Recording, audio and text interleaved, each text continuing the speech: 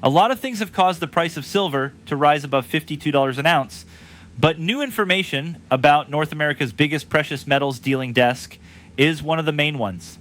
As we look around, we'll talk about what's going on with silver. It's hard to keep up with all the news, and I've put a lot of content on this platform. But even so, seeing silver spike and explode up 4.4% today is amazing, and it means that silver is now selling at record highs.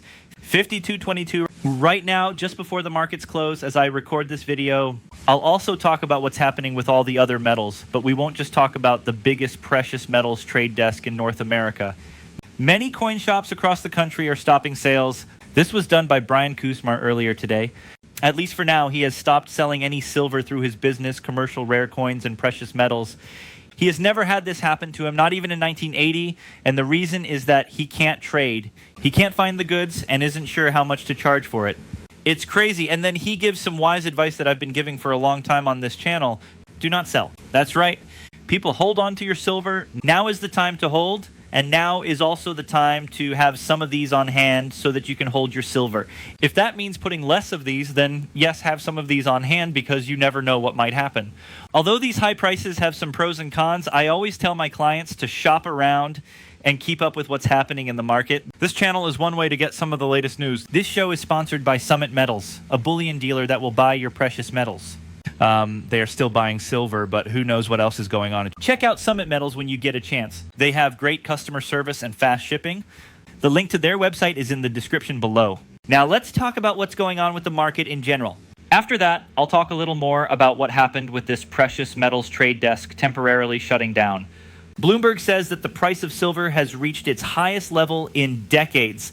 This comes as a historic short squeeze in London gets worse, and a new price rise makes the search for metal around the world even more important in order to fix the supply and demand imbalance.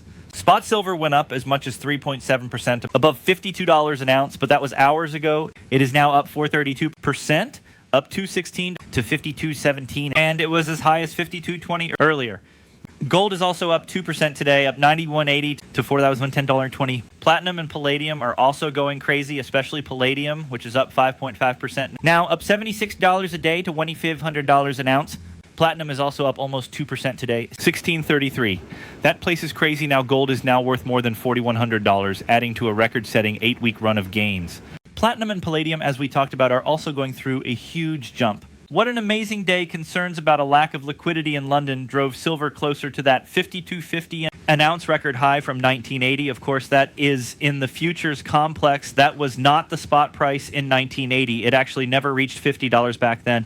But, you know, this is just a nominal high right now. It's not adjusted for inflation. I'll need to remind you of that. Silver still has quite a long ways to go before it reaches that mark. But still, this is something to celebrate. There's something going on. And it's what I've just talked about with that coin shop, is that this is unprecedented, and it's now a contract that we saw back in 1980. The Chicago Board of Exchange Trade benchmark prices in London have soared to near unprecedented levels over New York, prompting some traders to book cargo slots on transatlantic flights for silver bars, an expensive mode of transport. Typically reserved for gold to profit off higher prices in London, the premium was about $1.16 ounce on Monday. Silver lease rates, which represent the annualized cost of borrowing metal in the London market, surged to more than 30% on one-month basis. That was happened last Friday, creating eye-watering costs for those looking to roll over short positions. Gold and palladium lease rates also went down, which shows that London's bullion reserves are growing. This comes after a rush to ship metal to New York earlier this year out of fear of taxes. The silver market is less active and about 9 times smaller than the gold market, which makes price changes stronger. As Goldman Sachs Group Inc. analysts wrote in a note, without a central bank bid to anchor silver prices, even a temporary pullback in investment flows could trigger a disproportionate correction, as it would also unwind the London tightness that drove much of the recent rally. So we'll see if they do. It's something that central banks have been teasing about, having some skin in the game when it comes to silver, but that hasn't happened in a long time. The prices of the 4 main precious metals have gone up between 55 and 82 this year, with platinum and maybe palladium leading the way. The rise in gold prices has been supported by central banks buying more gold, exchange-traded funds, and holdings. Rate cuts by the Federal Reserve have also helped. Demand for safe havens has also been helped by ongoing trade issues between the U.S. and China, threats to the Fed's independence, and the current shutdown of the U.S. government. China also asked the U.S. to stop threatening tariffs and return to talks, saying it would fight back if the U.S. went ahead with new measures.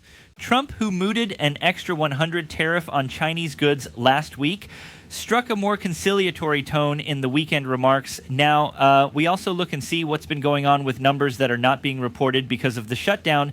Traders remain on edge ahead of the conclusions of the U.S. Administration's so-called Section 232 probe into critical minerals, which include silver as well as platinum and palladium.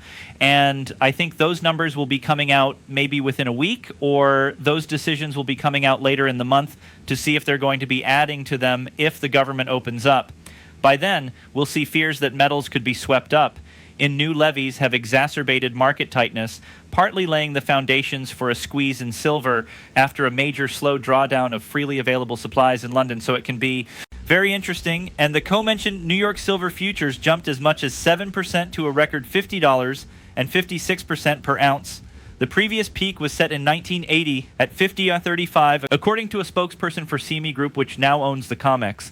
So it'd be very interesting to see now. I think a lot of this is also being exacerbated by what has been reported from what is known as the StoneX Bullion's trading desk. That's North America's largest. It has shut down. And some posts by several over on X and the X platform Silver Deegan is posting here that that it is the largest metals trading desk is closed, so we should buckle up for the retail. And we're starting to see others are posting about this. James Anderson and precious metals investors have seen StoneX Bullion's trading desk, which is the biggest in North America, temporarily go down.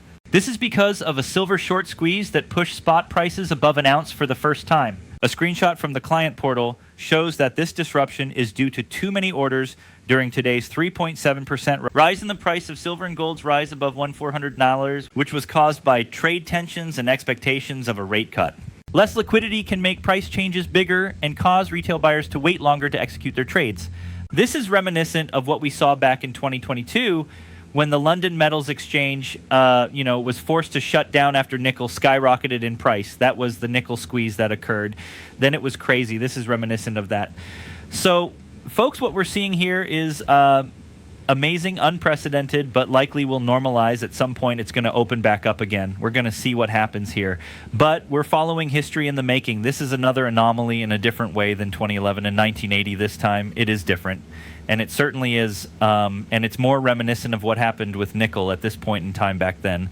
And we saw what happened with nickel. It came back around too. But still, it's an interesting times we live in for sure. So we'll see how long it stays shut down. And of course, who knows? It may even be open by the time you watch this video again. But what I like to do on this channel is bringing the latest news and analysis in the world of precious metals. If you enjoy what I do here, I hope you will consider subscribing to the channel and pressing that thumbs up button and sharing the video among other social media platforms. And with that being said, I'd like to extend a multitude of gratitude to each and every one of you for taking the time to watch and to encourage you to please rate, share, comment, and subscribe.